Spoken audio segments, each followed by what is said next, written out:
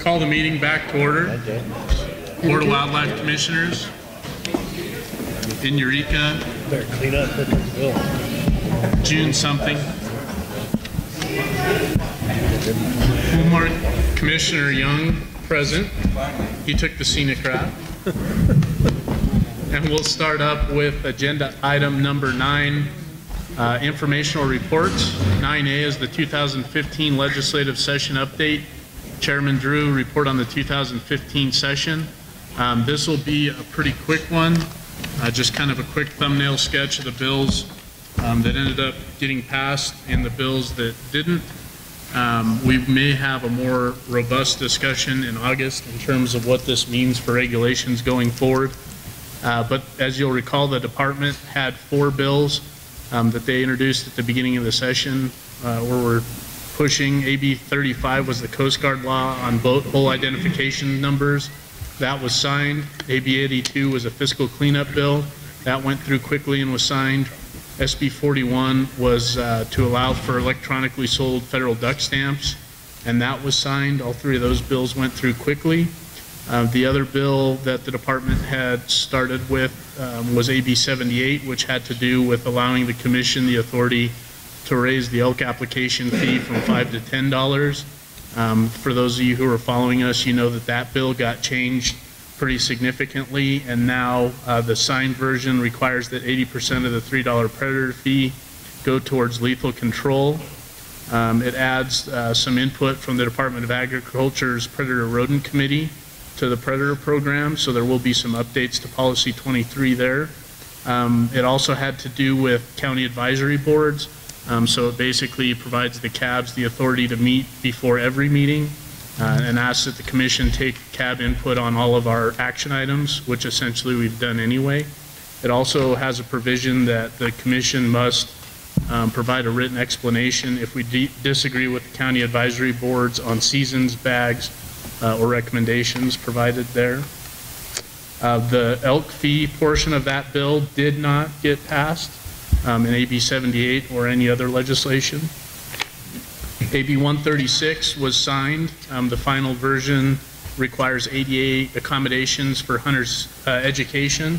It allows for carry of a firearm for self-defense so long as the firearm has a barrel length of 8 inches or less and does not have a scope. And that applies to both archery and muzzleloader seasons. It also provides the commission authority to draft regulations to allow killing and retrieval of big game by a person assisting someone with mobility impairment. SB 4 provides an exemption from trap registration. It basically changed saying that you must register traps to you may register traps. It also had some provisions in there in terms of not needing a depredation permit for fur bearers on private property. SB 417 was a bill that got introduced late and passed very fast. That was one that protects wildlife location data, whether that be collar or survey data, for 1 year and prohibits some uses for purposes of hunting. Some of the resolutions that we had looked at, Assembly Joint Resolution 2, urged the Congress and Fish and Wildlife Service to take action to reduce the impact of ravens on sage-grouse and desert tortoise populations. That was passed. Senate Joint Resolution 1, urging Congress to enact legislation transferring title of certain lands to the state in accordance with the Nevada Land Management Task Force, was passed. Senate Joint Resolution 5, expressing support for the Nevada Greater Sage-Grouse Conservation Plan, was passed. Senate Joint Resolution proposing to amend the Nevada Constitution to preserve the right to hunt, fish, trap in the state of Nevada was passed. And just a note on that, in order for that to go to a ballot, it would actually have to pass the Assembly and Senate next legislative session in the exact same format. If that were to happen, then it would go to the next general election ballot. Bills that failed. AB 142 had some pretty significant changes to the demerit system and enforcement of wildlife laws. That bill failed. AB 261 that would have authorized local establishment of feral cat colonies failed. AB 338 would have revised trapping registration, visitation, and had provisions related to shed antler regulations. Some of those provisions actually got rolled into AB 142. Both provisions failed, so no changes on shed antler regulations or visitation at this time. AB 361 would have authorized local regulation of captive wild animals. That did not pass. SB 130 would have consolidated NDOW into DCNR. That bill failed. SB 163 would have created an advisory council on Nevada conservation and education within the Department of Wildlife. That bill failed. I believe there were 2 OHV bills we were tracking, and I don't recall the numbers on those.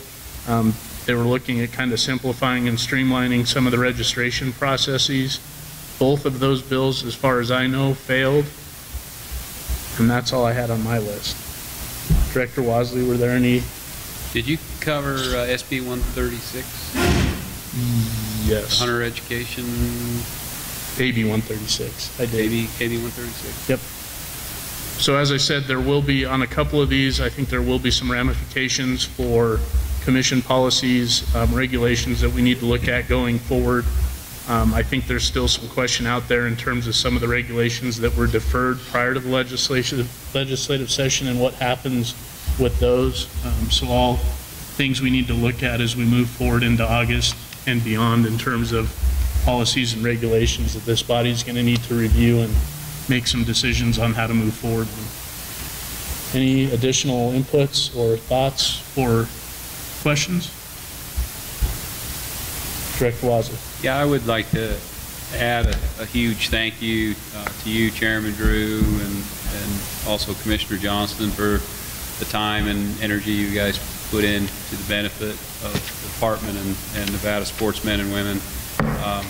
Certainly your time on the commission is significant, but the time that you personally spent at the legislature, up and down the halls, early morning meetings, weekend meetings, late evenings, I don't think there's many people here that can really understand the magnitude of time and effort and the value that you provided to us. Certainly myself and Chief Game Warden Tyler Turnipseed, where we hadn't been through a complete session. I think this was your 5th session, and so you know, it's huge value to us, and I just wanted to extend some gratitude to you and let others in the room know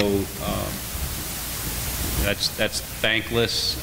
Certainly you're not getting paid for it, and it's really appreciated. Thank you.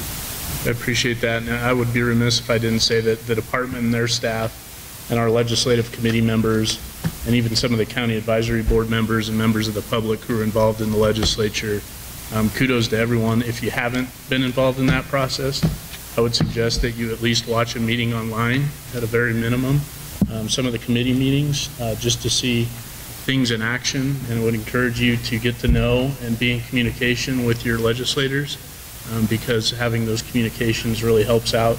And you know, I know it's a tough time because we have groups of folks who don't always see eye to eye, but I guess I would summarize by thanking everyone who was involved and end by saying I'm glad that we're in June and the legislature is over. So, any other questions?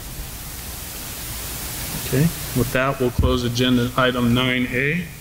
We'll move to agenda item 9B, SageGrouse and Sagebrush Ecosystem Council update. Secretary Wasley. An update on the status of the SageGrouse would be provided, as well as an update on the Sagebrush Ecosystem Council. Director Wasley. Thank you, Chairman. As I normally do, touch on the bi-state sage-grouse population first. The bi-state population is a distinct population segment on a timeline of its own and its own independent planning processes. So, as you're aware, the Secretary of the Interior came to the Department of Wildlife office on mid-April to make the not warranted finding announcement. We do continue to implement the action plan. As I indicated earlier, we had a meeting yesterday in Bridgeport with the Bi-State Executive Oversight Committee and the local area working groups. Both met. What we do is we continue to identify funding sources, basically continue to bird dog the money and make sure that the projects were being implemented on the ground.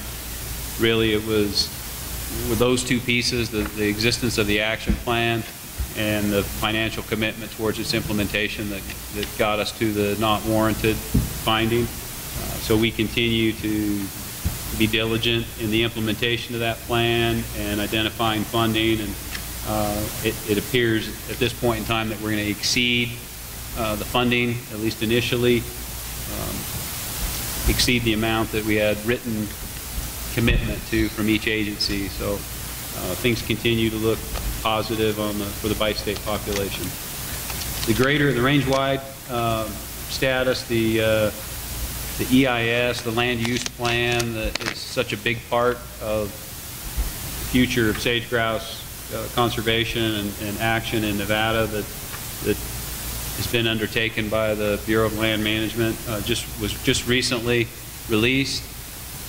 The State Sagebrush Ecosystem Council is in the process of evaluating that document and determining, I guess, basically looking for inconsistencies with the state plan. So there's a 30-day protest period that we're currently in the middle of that 30-day protest period, not quite the middle, in the beginning of that. We have a meeting with the State Sagebrush Ecosystem Council next Tuesday to discuss the commenting strategy. So any of the issues that are in that land use plan amendment that the state wishes to protest, we'll have a 30-day period, and then there's a 60-day period for a governor's consistency review that runs concurrent with that 30-day period. So the process is that we will, as a state, represent our concerns through protest in that 30-day period, and then follow up with a governor's consistency review.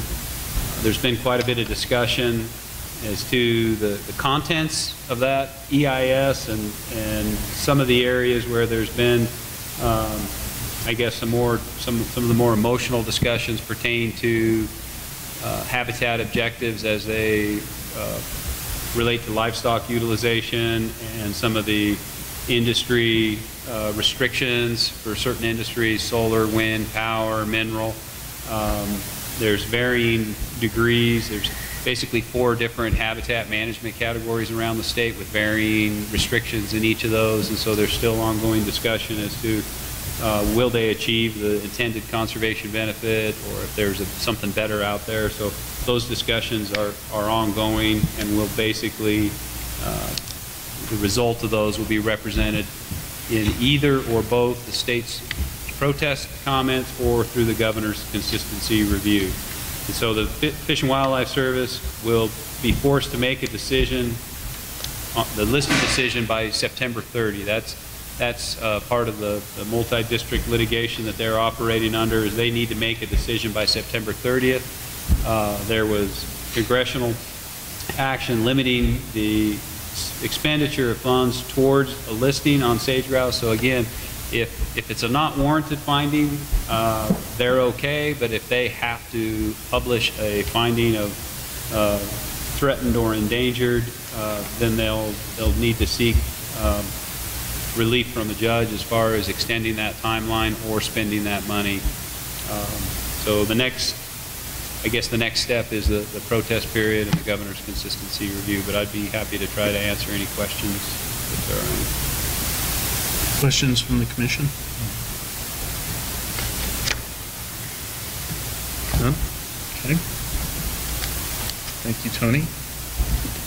We'll close agenda item 9B. Move to agenda item 9C, project report, Eastern Region Pinyon Juniper Projects, Eureka County Natural Resource Manager Jake Tibbetts. And as I mentioned, Mr. Tibbetts is in a meeting in Carson City and wasn't able to get here this afternoon. He did take the time with everything else going on to put together a nice handout that's at the back of the table. And I think I'll just hit some of the high points as Jake asked me to do, and then I'll turn it over to Commissioner Bliss, because I know he served on the Eureka CAB kind of when this project started, and then I know there's some folks from the Eureka CAB here if you guys want to get up and say anything, or even some of the NDOW staff. But I think it's pretty widely known that there's been a huge increase in pinyon and juniper cover throughout the Great Basin. in the last 100 years or so. I know Jake cited some information on the front page here that one study had found woodland cover has increased 11 to 33%, depending on the scale, just in 30 years, resulting in infilling and also expansion of pinyon juniper woodlands into sagebrush habitat. That can obviously be a problem for sagebrush obligate species, and especially sage-grouse that don't necessarily like tall structures. One of the things that Eureka really has seen, I think, in this part of the world is encroachment into areas with streams, springs, and seeps and riparian habitat, things that are important to not only grouse but a lot of other wildlife as well. Jake, in his handout, has put together some really nice photos that show you know, some pretty good spreads in terms of the infill and expansion here around Eureka and in some of the project areas that you guys have worked in. I thought it was interesting, and I made this comment this morning on the Carson City stuff with the urban deer, but the Eureka Cab and the Conservation District out here had originally approached the BLM with moving forward on some thinning around select springs on BLM lands. I think there was kind of the NEPA roadblock that we've talked about in the heritage stuff. Instead of kind of sitting on their hands and waiting for that NEPA roadblock to clear, they found some other avenues to pursue, primarily on private property. So they've looked at selective removal of PJ, at this point over 3,000 acres on private lands on Roberts Mountain, in the Diamond Range, and also in the Monitor Range in southern Eureka County. Just reading from Jake's report, the overall project objective is to cut 100% of encroaching PJ, including all seedlings out of designated treatment areas, except those trees avoided for unique characteristics, whether that's old growth, nesting trees, or shade trees. Since the private lands identified are intermingled with BLM, it provides the opportunity to mimic kind of a natural disturbance and not clear the entire landscape of PJ. Which is kind of a unique setup and has been something that's been real positive. The other thing that I would point out is just the money that the local folks have put together here. Jake has a list, and I'll just read through it. Eureka County started with the seed money. Conservation District kicked in. 2013, there was a Wildlife Heritage Trust account. Contribution to the project. Habitat conservation fee through NDOW got kicked in. The Dream Tag Charitable Fund provided funding. Again, in 2014, more Heritage Trust account funding, and the NDOW Landowner Incentive Program has contributed significantly. So total funds committed to the project is closing in now on $400,000. And kind of the punchline Jake has here on the bottom of the page is, as of June 13th, 2015, 3,134 acres of PJ have been cut at a cost of just under $200,000. So pretty phenomenal amount of work that's gone on. It started at the local level. You know, a lot of partners got involved, a lot of different funding sources. It was a local problem. There were some pitfalls. They worked around it. They worked with the department. They worked with various partners to identify the private lands. I think the page with the map really shows how the treatments have been focused in some of the sage-grouse core areas, depicted in red, and all of the blue boxes are basically where the treatments are occurring. In Jake's report, he's got a couple of before and after photos of the work that's been done. I was able to get out here a day before the meeting started and actually see some of the treatments. Pretty phenomenal response, especially in a year where we got some rain at the right time to get a real good release on the brush and perennial grass that was left in the understory. The county continues to work, and I have the opportunity to work with them professionally on actually now looking, once the wood's on the ground, at opportunities to actually utilize that wood. They're doing a demonstration project at this point that's just getting set up and trying to make biochar for a soil amendment just outside of town.